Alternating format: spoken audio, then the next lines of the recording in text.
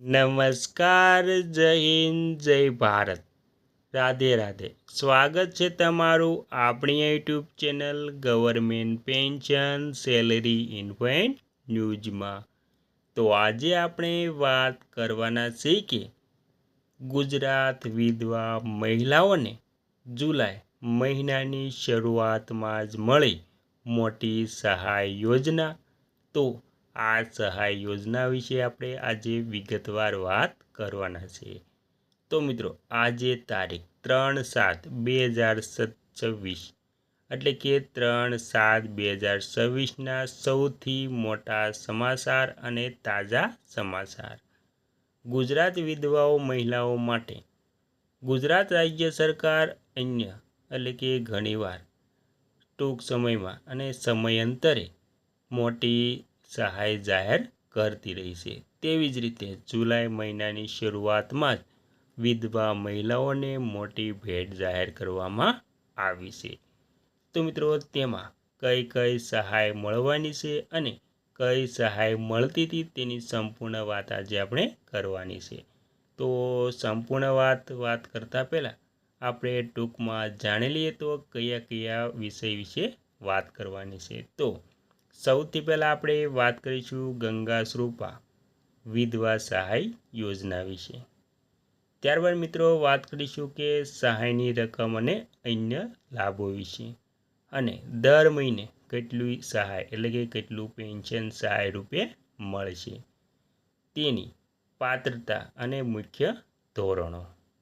તેમ આપણે વય મર્યાદા વિશે પણ વાત કરી લઈશું. આવક મર્યાદા કેટલી જરૂરી હોય છે તેની પણ વાત કરી લઈશું. વિધવા હોવા અંગેના પુરાવા કયા કયા જરૂરી પડશે તેની પણ વાત કરીશું. રહેઠાણનો દાખલાની પણ વાત કરીશું અને જરૂરી દસ્તાવેજો કયા કયા જરૂરી પડશે તેની વાત કરીશું. ત્યારબાદ મિત્રો જુલાઈ મહિના માટે સૌથી મહત્વપૂર્ણ અપડેટ વિશે વાત કરીશું અને તેમાં કયા કયા ડોક્યુમેન્ટ શા માટે જરૂરી છે, કેવાયસી ક્યાં કરાવવું જોઈએ, શું સાથે લઈ જવું અને અરજી કેવી રીતે કરવી તેની સંપૂર્ણ વાત આજે આપણે મિત્રો કરવાના છીએ. તો સંપૂર્ણ વાત સાવ સરળ શબ્દમાં કરતાં પહેલાં તમને એક નમ્ર વિનંતી છે કે તમે આપણી ચેનલમાં નવા હોય તો આપણી ચેનલને સબસ્ક્રાઈબ કરી લીજો, કેમ કે આવી કોઈ પણ નવી અપડેટ આવે તે નોટિફિકેશન સૌથી પહેલાં તમને મળી જાય. અને વિડીયો ગમે તો લાઈક પણ કરી દેજો. તો મિત્રો વિગતવાર વાત કરીએ તો તેમાં ગુજરાત સરકારે જુલાઈ મહિનાની શરૂઆતમાં જ વિધવા મહિલાઓ માટે મોટી સહાય જાહેર કરી છે.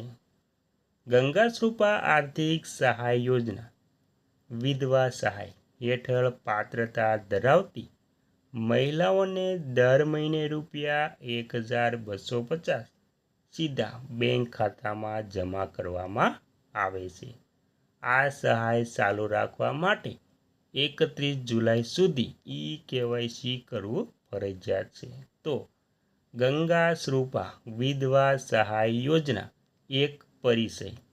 તો તેમાં ગુજરાત સરકાર દ્વારા નિરાધાર અને જરૂરિયાતમંદ વિધવા બહેનોને આર્થિક રીતે સક્ષમ બનાવવા માટે ગંગા શ્રુપા આર્થિક સહાય યોજના ચલાવવામાં આવે છે.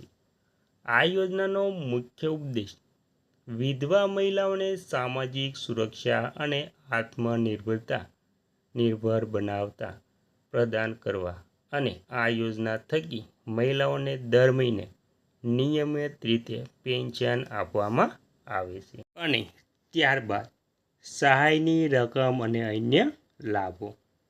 આ યોજના અંતર્ગત પાત્રતા ધરાવતી દરેક લાભાર્થી મહિલાઓને દર મહિને ₹1250ની આર્થિક સહાય સીધા તેમના બેંક ખાતામાં જમા કરવામાં આવે છે. આ રકમ સીધી ડીબીટી ડાયરેક્ટ બેનિફિટ ટ્રાન્સફર દ્વારા મોકલવામાં આવે છે, જેથી વચેટિયાઓની કોઈ સમસ્યા રહેતી નથી. અને ત્યારબાદ પાત્રતા અને મુખ્ય ધોરણો. વિધવા સહાય યોજનાના લાભ મેળવવા માટે મહિલાએ નીચે મુજબની પાત્રતા ધરાવવી જરૂરી છે. તેમાં વયમર્યાદા. યોજનાનો લાભ લેવા માટે અરજદાર મહિલાની ઉંમર 18 વર્ષ કે તેથી વધુ હોવી જોઈએ. આવક મર્યાદા. અરજદાર મહિલાના પરિવારની વાર્ષિક આવક ગ્રામ્ય વિસ્તારમાં ₹1,20,000 અને શહેરી વિસ્તારમાં ₹1,50,000થી વધુ ન હોવી જોઈએ. અને વિધવા હોવા અંગેના પુરાવાની વાત કરીએ તો તેમાં અરજદાર મહિલાના પતિનું અવસાન થયેલું હોવું જોઈએ. રહેઠાણ. અરજદાર મહિલા ગુજરાત રાજ્યના કાયમી રહેવાસી હોવા જોઈએ. જરૂરી દસ્તાવેજોની વાત કરીએ તો યોજનામાં અરજી કરવા માટે આ પ્રમાણે મહત્ત્વના દસ્તાવેજો જરૂર પડશે. તેમાં અરજદાર મહિલાનું આધાર કાર્ડ, પતિના મરણનો દાખલો, રહેઠાણનો પુરાવો, તેમાં વીજળી બિલ, રેશન કાર્ડ વગેરે, આવકનું પ્રમાણપત્ર, સક્ષમ અધિકારી દ્વારા ઇસ્યુ કરેલું, બેંક પાસબુકની ઝેરોક્ષ જેમાં અકાઉન્ટ નંબર અને IFSC કોડ સ્પષ્ટ દેખાવો, મહિલાનું જન્મ પ્રમાણપત્ર અથવા તો સ્કૂલ લીવેલ સર્ટિફિકેટ, પાસપોર્ટ સાઇઝના ફોટોગ્રાફ, પુનઃલગ્ન ન કર્યા હોવા અંગેનું સોગંદનામું. ત્યારબાદ મિત્રો હવે છેલ્લે જાણીશું કે જુલાઈ મહિના માટે સૌથી મહત્ત્વનું અપડેટ. તેમાં સામાજિક સુરક્ષા પેન્શન યોજના જેવી કે વિધવા સહાય અને વૃદ્ધ સહાયનો લાભ મેળવતી તમામ બહેનોને 31 જુલાઈ સુધીમાં ફરજિયાત KYC હયાતીની ખરાઈ કરાવવું અનિવાર્ય છે. તો મિત્રો શા માટે કરાવવું તેની વાત કરીએ તો જો સમયસર KYC હયાતીની ખરાઈ કરાવવામાં નહીં આવે તો સરકાર તરફથી મળતી સહાય અટકી શકે છે. ક્યાં કરાવવું? આ પ્રક્રિયા માટે તમે નજીકની ગ્રામ પંચાયત વીસી, ગ્રામ કેન્દ્ર અથવા તો મામલતદાર કચેરીનો સંપર્ક કરી શકો છો. શું સાથે લઈ જવું? તો KYC કરવા માટે તમારું આધાર કાર્ડ અને આધાર કાર્ડ સાથે લિંક કરેલો મોબાઈલ નંબર સાથે રાખો.